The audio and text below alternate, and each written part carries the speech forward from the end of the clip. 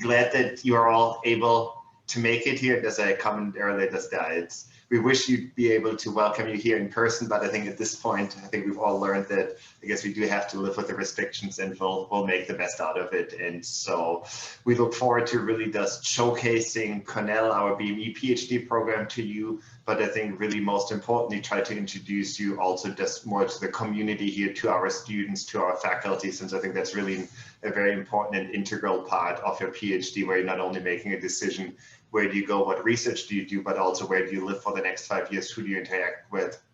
And at least I can speak from personal experience, most of the people I've done my PhD with, I'm still in touch now 20 years later, and many of them are still extremely close friends, collaborators as well. And so that's what we're trying to really just provide you a bigger picture. In terms of, I think, the overall program, I'm not going to go through all of that now. I think you can, hopefully you've already just received it. We have the website up there as well, which has the program. The overall picture is just that we try to present you the, I guess, the general information now at the beginning. So after welcome by our director of our department of the Meinig School of Biomedical Engineering, Marjolein, I'll walk you through just some of the overall framework of the PhD program in terms of what some of the administrative items are, what some of the logistics are, what maybe some of the unique features about our program are. And then the rest of the afternoon, you'll have opportunities to learn much more about the research from faculty panels, from student panels. I think you have then your individual meetings with faculty scheduled. And then in the evening, that's the faculty free time, then where you can really then just relax and get the inside scoop from our current students. Our current students have been organizing some of these social events, which hopefully you'll find enjoyable as well.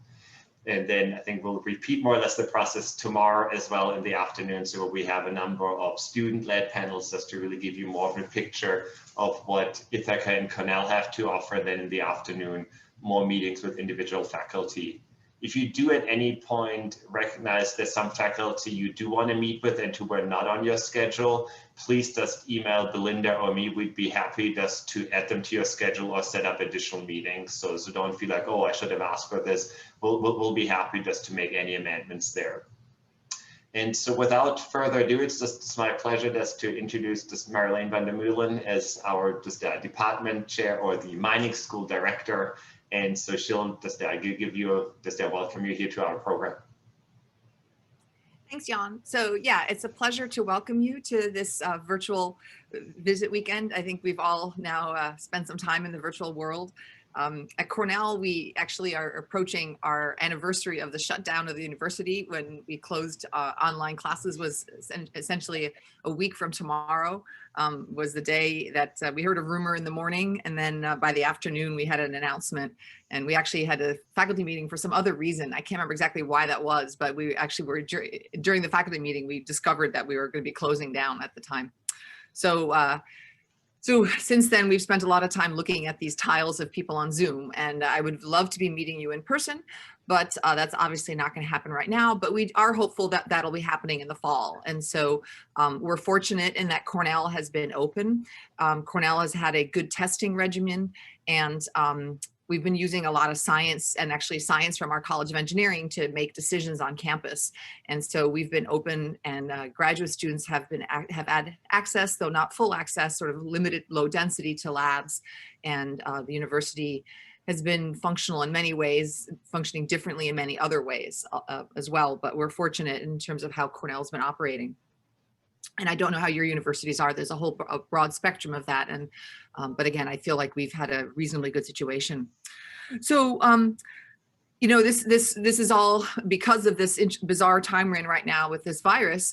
But I think what this virus does is it really accentuates the importance of biomedical engineering and what we do, and the contributions and the relevance of biomedical engineering in our current world. And so, as you'll see from some of the faculty in our department, you know, we have individuals who are working on vaccine development. We have faculty whose labs are working on assays for detecting various forms of organ damage, for example, from the virus. And then one can also think about just modeling, which again is being done here to understand on campuses to understand how, the disease spreads and things like that. So I think we're living in a time that really demonstrates the importance of biomedical engineering. And in fact, we had a session earlier this week with one of a Cornell alumnus, Bob Langer, who actually, is heavily involved. He's one of the founders of Moderna, and he spoke to our senior class about sort of how the vaccine technology came about. And so when we think of the biomaterials, that's really been fundamental to these new viruses, new vaccines for the viruses. And so that's something that we have a lot of activity here on campus. And so again, there's never been a time that it's lucky for us, a silver lining in an unlucky time, sort of. So we hope, as Jan said, to give you information about our program, about our campus, about life at Cornell and life in Ithaca over the next day or two. And the virtual platform is a different way of doing it. So please take advantage of reaching out, talking to people. Our students are fantastic, and it's part of what makes being a faculty member such a fantastic job. And so they're here to help and to share their experiences, as are the faculty. So please take advantage of that, And so I want to say just a couple things that were at this strange time. We're actually really fortunate to be located in a place like Ithaca. So Ithaca is a relatively low density town in the first place. Sorry, I'm just going to grab a tissue. So we're fortunate to be in a low density place, and in a place where there's lots of lovely outdoor activities. And I myself have taken up snowshoeing this winter, although hopefully that's not going to happen again, but it's the kind of place where you can do those things. So we're really fortunate that we have all these outdoor activities. My research group has been hiking, we've been sledding, we've done all sorts of outdoor things in ways that you can't do everywhere, but that is again a silver lining of the current situation, and something that's we're living in Ithaca is beneficial. So we've been really fortunate with that. We're also fortunate in that our community has had a relatively low incidence of the virus. And so I feel comfortable going out into the community. And right now, actually, our prevalence is below what it was we're finally at the levels below early November. So again, it's a nice place to be from that point of view. Cornell as a university is a really interesting place. It's a really broad-based university with expertise in many, many different areas. And what you'll find is that there's the faculty and your research programs have all sorts of interesting collaborations and things that you might not be able to do everywhere. We're really fortunate to have a very strong veterinary college, which for biomedical engineering provides lots of good collaborations and really important animal models, and also experts in disease. We also have a law school, a business school, an agriculture school. So we're a very broad-based campus with many opportunities. And these opportunities, I think, are also, they're academic opportunities, but they're also opportunities for you to find your interests and to have breadths. And you'll meet other students, you'll live with students that are in these other very different majors. And it's one of the things that really makes Cornell what it is.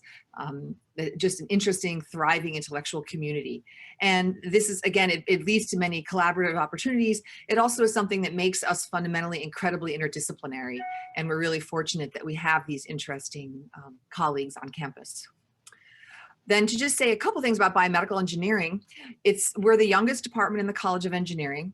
We were founded as a graduate-only department, and so I still think there's a very heavy emphasis on graduate research, on the graduate program, because that's really our roots. We've only had an undergraduate major for a handful of years, I guess more than 5 years now. So since 2015, and that fall is when we first started our major. So much of our roots are really on the grad side, and I think our graduate program shows that in the attention to the graduate community. And we do have a very strong graduate community.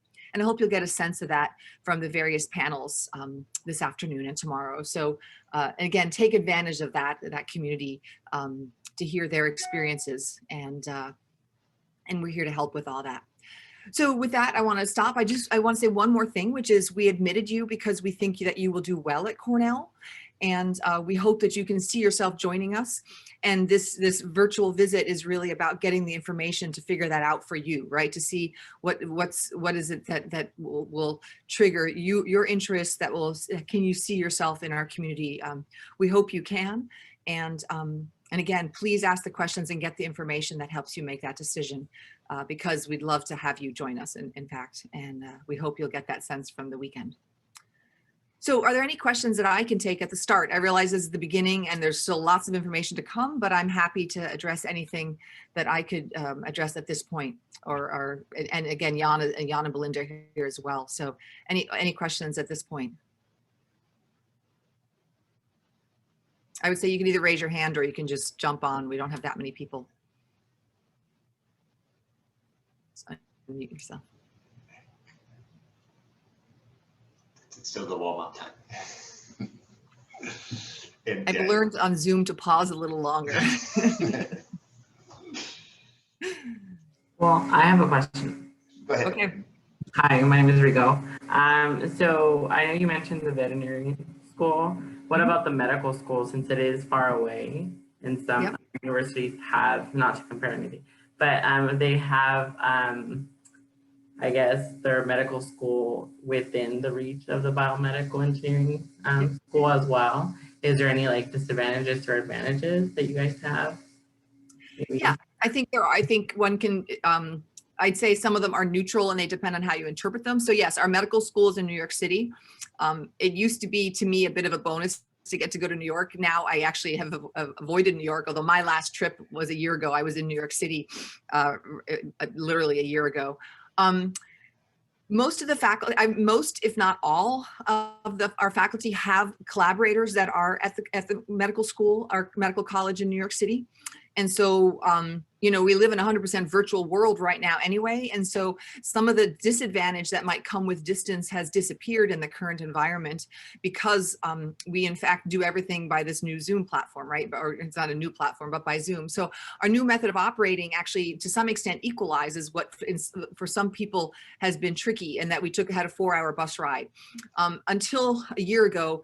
And actually, like I said, a year ago, I was in New York and I went to New York taking a bus. We run a bus called the campus bus that used to run back and forth between the two campuses, 3 buses a day each direction. So it's fairly convenient. And we also have used it to do samples back and forth as well. So we've had a connection that way. But like I said, right now it's sort of equalized. What I view it as is that, to me, what's more important is the intellectual connection versus the physical distance. And I came to Cornell because of those medical intellectuals. My own research is in orthopedics, and the Hospital for Special Surgery in New York City is the #1 orthopedics department in the country. And it's in the top in the world. And so I came here because I wanted to work with people there, and I have done so since I got here. So, and we've run a program, the Cornell HSS program in biomechanics. We have a training grant together. So we've had these interactions. And until recently, most of my students had spent time down at HSS, in fact. We have this immersion term in biomedical engineering that Jan will tell you more about. That's after your first year. Again, right now, it's not clear if we are able to go forward with it right now. It didn't happen last summer, but all of our graduate students spend 7 to 8 weeks in the summer after their first year in a normal year down in New York City. And I actually think that our physical distance makes us do a better job with this, because we have to take care of this clinical immersion. And in many other places where you're next door to each other, you assume it'll happen over time, but it doesn't actually happen. And so we schedule it to make it happen. And so that clinical immersion is a really great opportunity. And for many of the graduate students, it's a little bit, it's transformative in terms of figuring out what you want to do. We've had students who've decided to go to medical school as a result of it. And some students also have decided they don't want to be near the clinic, but many students come out of it wanting more clinical connections. And so my students all go to the Hospital for Special Surgery for their immersion, for example. And I think it's a really great way. And we've set it up that you generally go to a collaborators lab for whoever your mentor is, so that you're helping build these collaborative ties. So I would say in the current virtual world, it makes no difference that we're not next to a medical school, but that most of our faculty have these close research ties, and they've continued. So I Zoom into a research meeting at HSS every Friday morning, and that hasn't changed. I did that pre-pandemic, I do that now, and those connections are there. And like I said, if anything, in some cases, they've reached out more to BME right now because of the role that we can play in solutions to the pandemic, in fact. I think just 2 quick things to it, and then I think in our presentation I'll talk more about it as well. So we do have actually several BME faculty who are located at the medical school, and so we have every year just a few students who end up doing their PhD in New York City. So they typically spend the first year in Ithaca, and then after the immersion term stay in New York City, and then work with the labs there as well. So that is definitely an option. And then right now Cornell also has a very strong initiative that's just One Cornell, where they really try to strengthen even more the collaborations between the Ithaca campus with the medical school in New York City. Then there's also Cornell Tech in New York City, which has a very strong entrepreneurial focus as well. And so there's seed grants available, there's temporary housing available. So there's a lot of opportunities to go back and forth. And as we heard this over the last year, clearly travel to New York City has not been as attractive as it normally is, but I think we're all optimistic that that will resume, I think, from the fall on, or at the next year, the latest on. And then I think that will really just be very helpful to have those connections. And we do have just large numbers of grants. We have a cancer center that is joined between BME and the medical center in New York City as well. So there's a lot of interactions. So I think in the interest of time, maybe I'll just jump into the overview, and then we'll make sure that we have, because there's still a lot of time for questions as well. So let me see if I can share my screen. So thank you very much, Marjolein.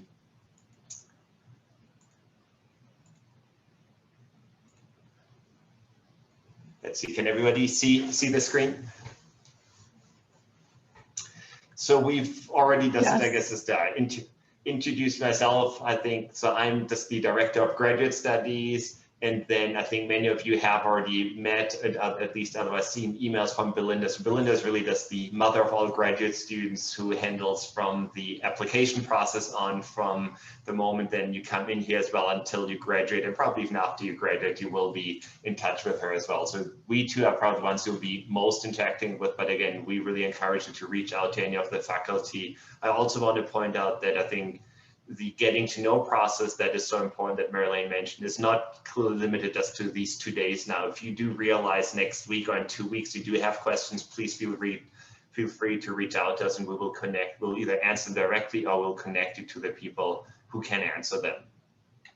We've already heard just that our program is just about 16 years old now. We added the undergraduate degree in 2015. We are still a growing department, so we are still adding faculty every year as well, which means there's additional research opportunities available. But the other nice part, I think, that you'll see is that most of the faculty, I'd say, are in the relatively young stage. So assistant professors, associate professors, faculty who relatively recently become full professor. And so you have really just very energetic, very actively engaged faculty as part of the process. We currently have 23 faculty in the BME department. What's more important, though, is for you to recognize is when you applied to Cornell, you didn't apply to the Department of Biomedical Engineering, but you applied to the graduate field of biomedical engineering. And that means that any faculty member, regardless of which department they're in, who's in the graduate field of biomedical engineering, can be your PhD advisor. And so that means, in addition to these 23 faculty in our department, there's about an extra 40 to 50 faculty in the graduate field. And so these are faculty who might be mechanical engineering, chemical engineering, at the vet school in New York City, at the hospital, and any of those faculty can serve as the advisors as well. And so just to mention, that includes labs in New York City. And so importantly, if you look at people of interest that you consider working with, make sure that when you look at the faculty directory, not only to click on the faculty, the first circle box, but also on the graduate field faculty, just to get really an overview of all of the opportunity out there. And it does not make any difference for you as a student whether you work with someone who's in the department or who's a graduate field member who's in a different department. Every year, I'd say we probably have maybe a quarter or a third of the students joining labs that are in the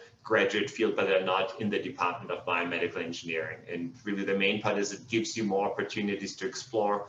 For faculty, it's interesting as well, because faculty can join different graduate fields, and so they can recruit students from other fields as well. And so in my lab, I'm, for example, a member of 4 different graduate fields. So I have students from biology, from biomedical science, from biochemistry, from biomedical engineering in my lab as well. So you can create really interdisciplinary research teams, and where then students can learn from each other as well. I just want to highlight that we have recently recruited 3 new faculty. members. So where Xiaoyi Zheng joined us from the University of Washington as an established, very successful investigator. And then we have 2 new junior faculty, Carl Lewis, who joined last year, and Nate Serra, who just joined at the beginning of this year as well. So if you were not aware of them, because the thing is that some of them, like Nate, weren't even here when you applied.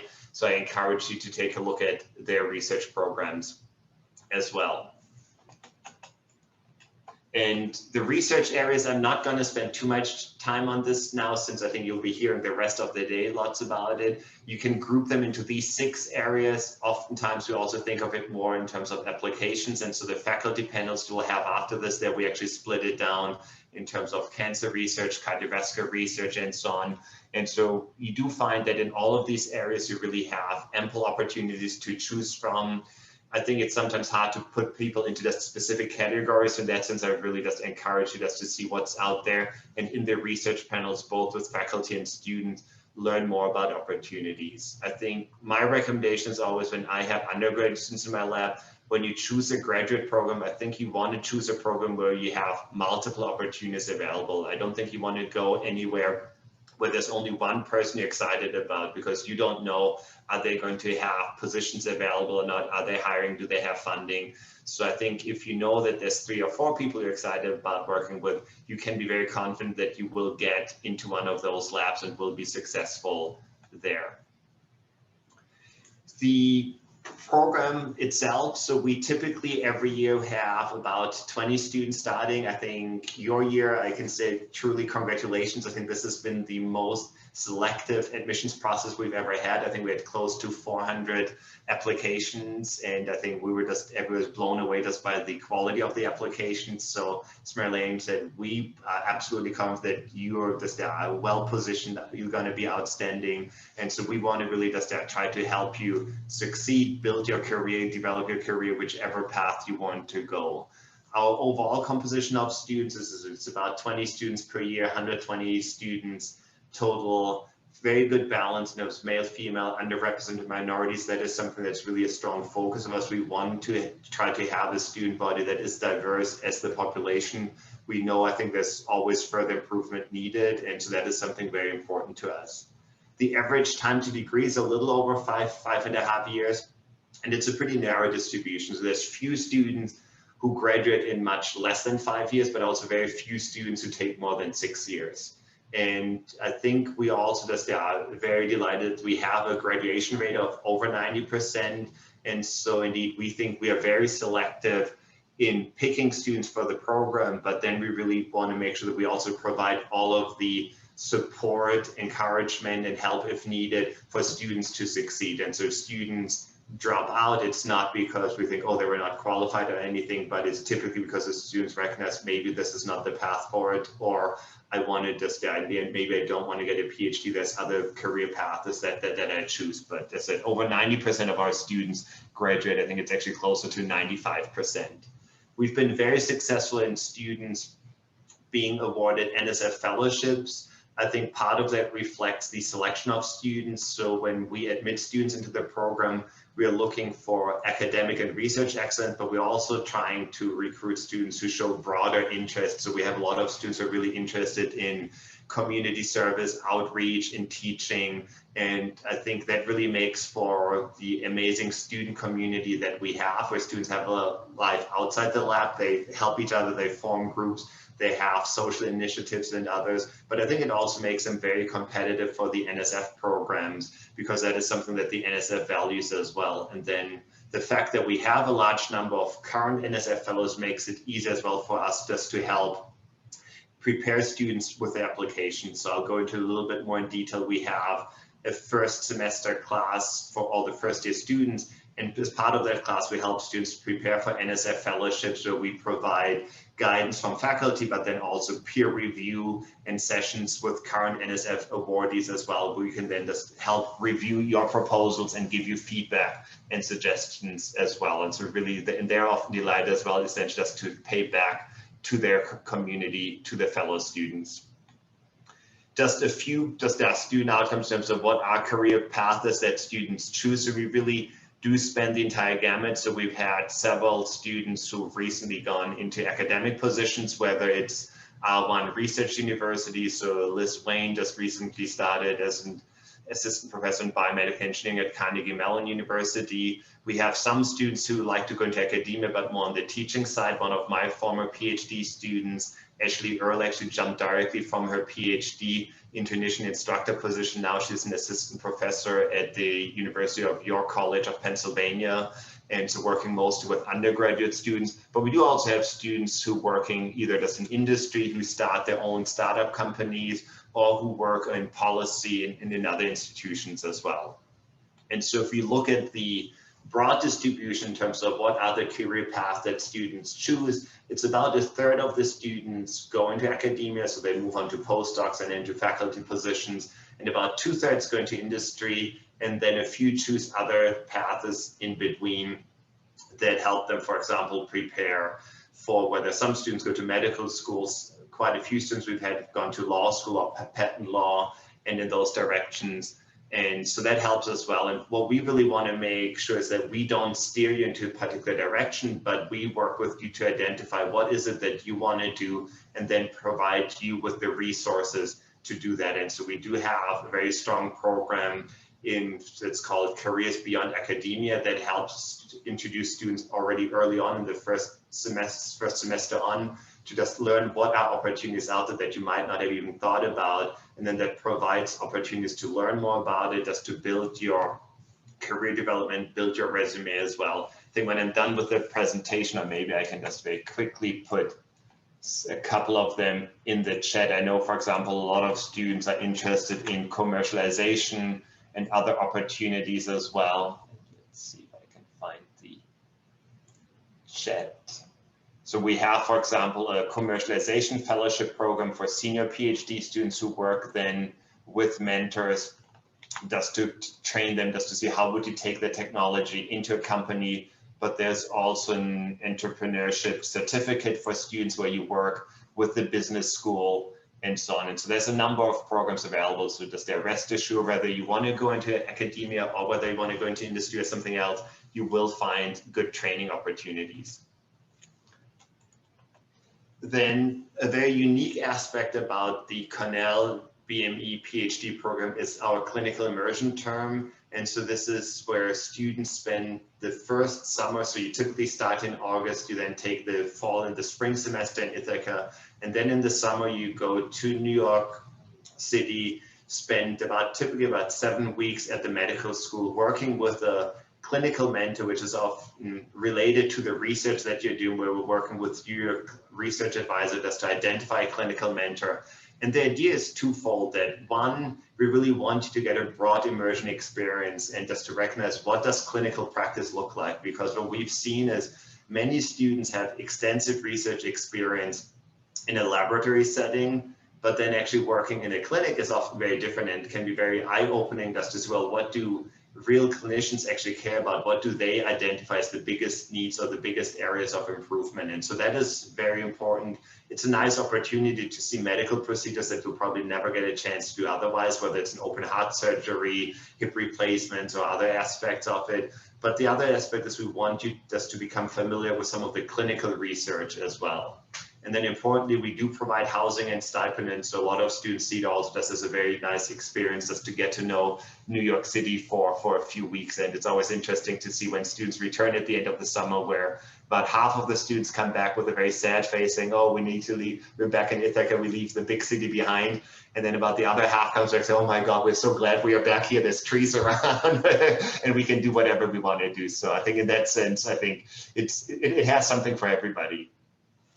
Just the coursework we have for our program, and we decided several years ago that we really want to provide maximum flexibility to the students, because biomedical engineering spans such a broad range of research that can be done, and there's no point in really over prescribing what classes you have to take. Someone who wants to do tissue engineering will be interested and will have needs for very different classes than someone who wants to build a 2-photon microscope or who does systems biology. And so we decided then just to have really just a relatively minimalistic core curriculum. So where we wanted to make sure that students, particularly in the first year, have some classes together, since that really helps build community, helps build a common framework. So in each of the first 3 semesters, we have this one required class, and everything else is just completely up to you, and then eventually up to you and your committee to decide what classes do you want to take that best fit your research and that best build your career development. And so the only required classes we have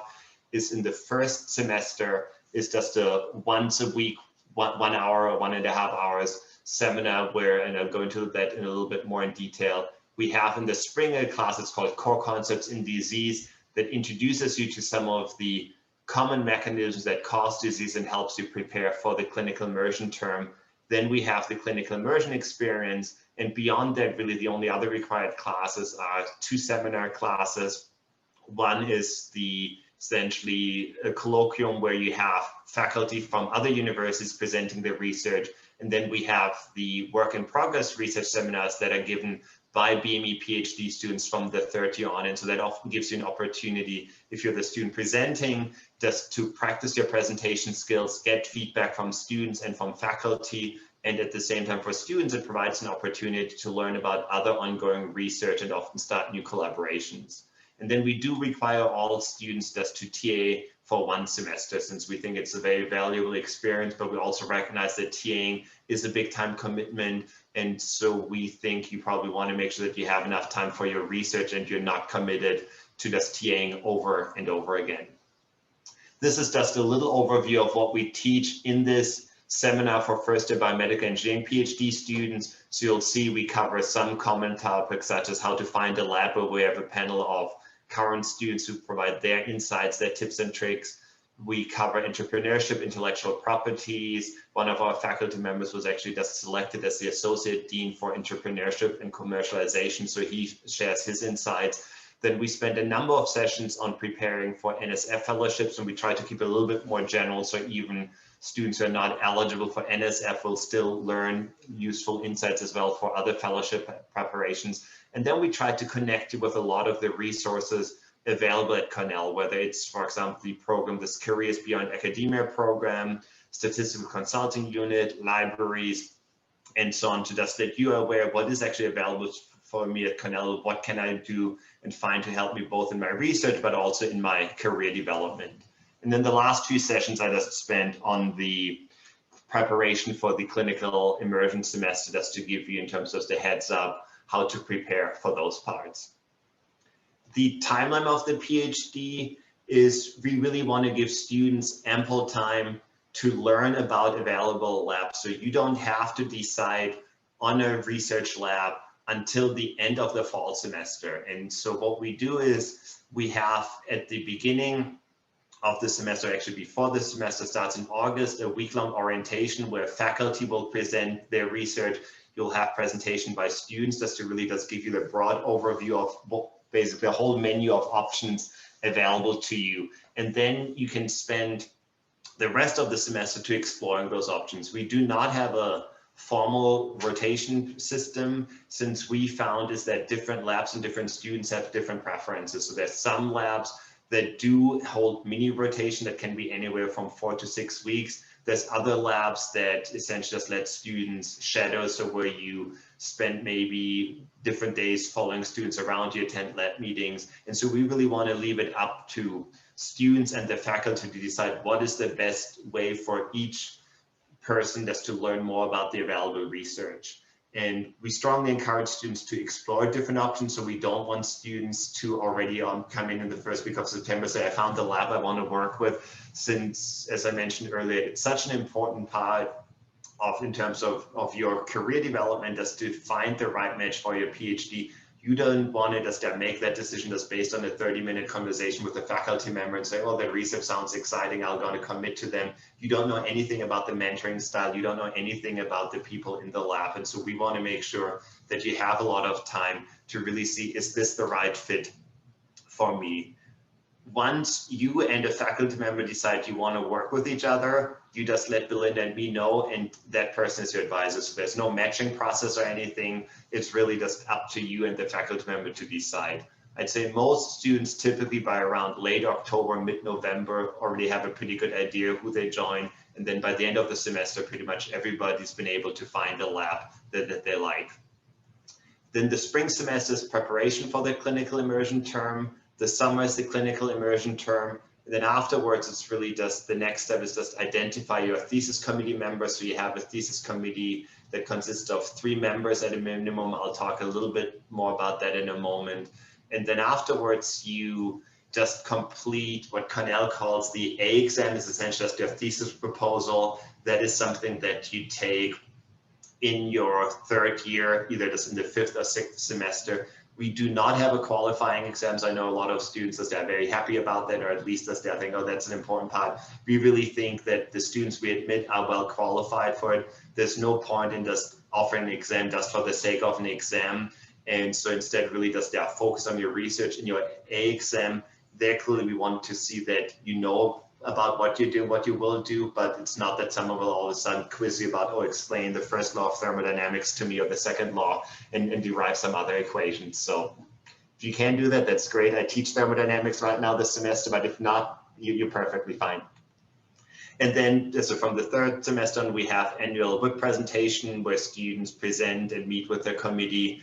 And then at typically the 5th year, it's what Cornell calls the B exam, but it's essentially just your thesis defense, and you submit your thesis, and then it's congratulations, you're a doctor, and you move on to the next stage. And if you want to find a lot of the detailed information, if you want to see, for example, what classes are available, you'll find those in the PhD student handbook. And I should point out, with classes, the classes that are listed, there's not an exhaustive list of it, but those are really just listed as a starting point. They're based on recommendation from current students and faculty, where we interviewed them, asking what are classes that you thought were useful and helpful. And so we put those in there so that at the beginning, when everything seems overwhelming, you might browse through those and see, oh, this sounds interesting, I'll start with that. But if you find another class at Cornell that you're excited about, go for it. We've had students taking anything from just PE classes. I think we've had archery, climbing.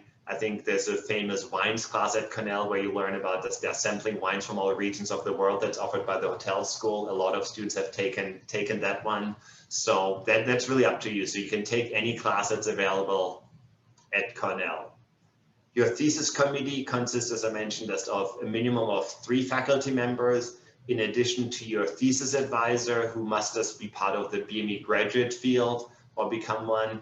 Is typically the other 2 represent a non-BME engineering discipline and a life science. Again, just ensuring that you have, in terms of sufficient breadth and depth in your committee. You can have additional committee members if you want. That's completely up to you. And I think since we talked about it early on, I guess these days, unfortunately, we do have to, talk and consider COVID. Hopefully by the time the fall runs around, that's going to be much, much less of a topic. But the good part is really that Cornell has been extremely successful. So they started their own in-house COVID testing program. They were able to repurpose some of the New York State agricultural testing that Cornell has been running to completely perform all of the COVID tests in-house. And so they can offer testing where right now undergraduate students get tested twice a week, graduate students, faculty get tested once a week. You get your results within a day. And so that has really just allowed them just to open most of it. So all the labs are running. We right now run at around 50% capacity, which actually we find works pretty well. So if it means if you can do computational work, you'll do that from home or from somewhere, but any work you want to do in the lab, you can typically do in the lab. I think my lab, for example, right now we can have up to 8 people working in the lab. And so we really find that the impact on productivity and progress is relatively small. Currently, classes are held either in person, in hybrid format, or remotely. We've just had the announcement that for the fall of 2021, so when you start, we're expecting that all classes will be held in person. There may still be a mask requirement out there, but the anticipation is really at that point that even everybody who wants to get vaccinated can be vaccinated. Students can be on campus. Essentially, everything will work pretty close to normal capacity. Then just, for the last 2 slides, I just want to quickly see what are some of the things that I think sets us apart from other programs. I know you're excellent, so I think all of you have a lot of different offers to choose from. I think we can really provide excellence in research. We have, in terms of facilities, faculty who I think just are second to none, particularly I think areas of nanofabrication, optical imaging, mechanobiology, neurotech, tissue engineering. I think those are excellent. We have a rapidly growing area in systems and synthetic biology, but I also think those are areas where I think a lot of the other top schools that you're considering, you can find equivalent opportunities. I think some of the parts that maybe set us apart more, that makes us more unique, is one, you really have this large selection of faculty to choose from by being able to pick anybody from the graduate field. And the graduate field, it's very easy for faculty to join it. So if you find a faculty member at Cornell you're really excited about who are not part of BME yet, it's often not a big problem to have them become a member, and they can serve as your advisor. The clinical immersion semester is very unique, I think, among most of the BME programs. And then really that we try to provide you with as much flexibility, both in the selection of courses as well as your committee, that you can really put together a program for you that fits your individual needs. One of the other major strengths, which I think you will hopefully learn much more about just in the coming hours and days, is really, I think, the community that we have. It's extremely collaborative, both at the faculty level, but particularly at the student level, where I think it's just, I always find just a joy to work with the students, but also see how the students support each other. This is it. I know, for example, now the COVID situation, the isolation has not been easy for a lot of students, but students have been organizing social hours, game nights, all of these events. And so that's really been just amazing to see how they help each other, how they work with each other. And I think that is something where I think Cornell, some of it is out of necessity because you may be a little bit more isolated than you're in a big city, but I think it's also the mindset is very much that people want to work with each other, and that extends to faculty as well as to the students. And I think that's really just one of the major strengths. Then we do have a lot of opportunities for non-research experiences, whether that's teaching and outreach, becoming involved in public policy and engagement, careers outside academia. If those are areas that you're interested in, you will find the opportunities, and I think you will find the time as well for it. I think our students have been very good at finding a good balance. They recognize clearly a PhD does require a lot of work, and you're going to do that, but you do also want to have a life outside the lab. And so engaging in these activities, as well as a lot of athletic activities, outdoors activities, that's really where Ithaca has a lot to offer, whether you like hiking, climbing, running, cycling. You can find a lot of things. There's about 60 waterfalls, I think, within 15 minutes. There's beautiful and amazing state parks. And so there's a lot of things to do there. If you're worried about, in terms of cost of living, that is the nice part of being here, that it is much more affordable than in most of the coastal cities. I spent 15 years in Boston before I moved here. When I came here, I thought, oh my God, this, this is just a dream in terms of what you can afford. And I think you'll find that most of the graduate students, and I currently definitely talk with them, what they pay in rent, what they make, but you'll find that with your stipend, you can easily afford renting. We have some students who you can buy houses and have short commutes and still have money left over at the end of the day. And I think that's all I have. So I want to make sure to take time for questions. And I think we do still have a few minutes. So I'll be happy to take any questions before I let you over to the faculty panel.